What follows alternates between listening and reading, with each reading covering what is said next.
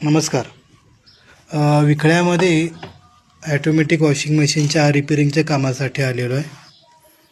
आणि रिपेरिंगचं काम म्हटलं तर काय की वॉशिंग मशीनचा गिअरबॉक्स हा खराब झालेला आहे. मशीन हाय स्पीडने फिरत नव्हती. त्यानंतर कपडे स्पिनही होत नव्हते, प्रॉपर क्लीन होत नव्हते.